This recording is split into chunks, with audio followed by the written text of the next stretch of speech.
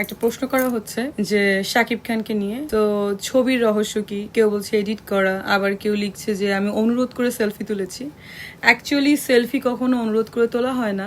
তার সাথে আমার যে রিলেশন, সেটা আমি ভয়েস কলেও বলেছি বা যাই বলি।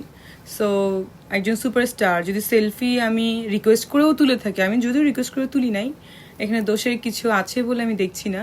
কারণ তার ক্যারিয়ারে 25 ইয়ার্স ওল্ড।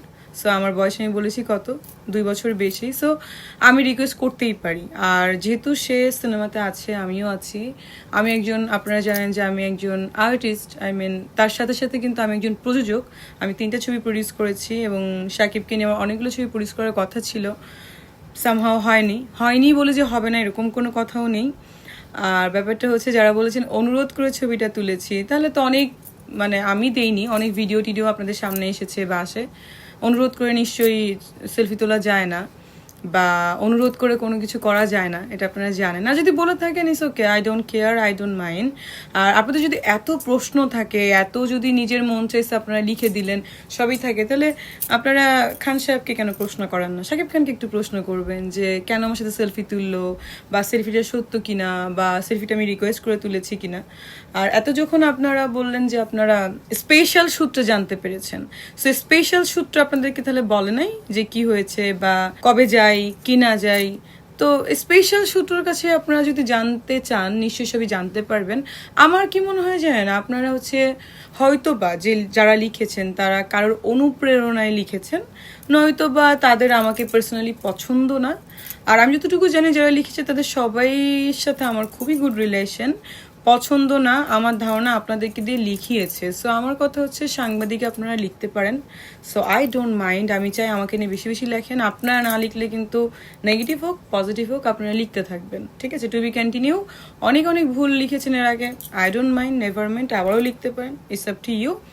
আর একটা কথা যে আমার কোনো দুঃখ লাগে না, কষ্ট লাগে না, আমি অলওয়েজ নিউজ দেখে হাসি, আমার হাসতে ভালো লাগে, আপনারাও হাসেন। আর আলহামদুলিল্লাহ আমি অলওয়েজ ভালো আছি, ভালো থাকি, ভালো থাকবো।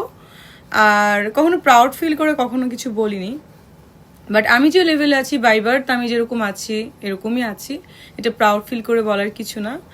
আমার লেভেলে পৌঁছাতে গেলে সাধনা করতে হবে, বুঝতে পেরেছেন? আর আমি কখনো মানুষের কিছু রিকোয়েস্ট করি না যে আমাকে নিয়ে এটা করো, ওইটা করো, নিউজ করো না, বা হোয়াট এভার। আমি চাই সবাই আমাকে নিয়ে সব কিছু করুক। আর আমি অলওয়েজ কি করি জানেন, আমি সবসময় গুড থিং করার চেষ্টা করি, ভালো কাজ করার চেষ্টা করি, মানুষকে ভালোবাসার চেষ্টা করি, ভালো রাখার চেষ্টা করি। সেটা আমার বাসায় মনে করেন কাজের বুয়া হোক আর দারোয়ান হোক, ইচ অ্যান্ড এভরিওয়ানের জন্য ইকুয়াল। আমি মনে করি জানেন কি, দেবার মালিক আপনারা কেউ না, দেবার মালিক উপরের আল্লাহ, বুঝেন নাই? আমি যে পজিশনে থাকবো বা যাই থাকবো, আল্লাহই আমাকে রাখবে। সো আমি কোনো পার্সনের কাছে কোনো রিকোয়েস্ট করি না, কোনো কিছুই করি না। আমি জানি যে আমার আল্লাহ আমাকে অনেক ভালোবাসেন, আমার সৃষ্টিকর্তা, সেই আমাকে সবকিছু দিবেন। সো আপনারা লিখতে থাকুন, আরো বেশি বেশি করে লিখবেন, আর আমি বেশি বেশি করে আরো সেলফি দিব, আরো অনেক সেলফি আসতেছে আপনাদের জন্য, এবং আরো অনেক ভিডিও আসতেছে, ঠিক আছে? সেটাও বললেন যে অনুরোধ করে করেছিলাম। সবাই আমাকে অনেক অনেক প্রশ্ন করছে স্ট্যাটাসটা কেন, তো তাদের উদ্দেশ্যে বলার যে প্রিয় মানুষ বলে অনেক কাজই করতে হয়, সেটা যেটাই হোক। সো অফকোর্স আমি মিডিয়া ছেড়ে দিচ্ছি এবং আমি পড়াশোনা নিয়ে আবারও ব্যস্ত হয়ে যাচ্ছি। পিএইচডি করব লন্ডন থেকে, অ্যান্ড সেটা নিয়ে আমার প্রিপারেশন চলছে।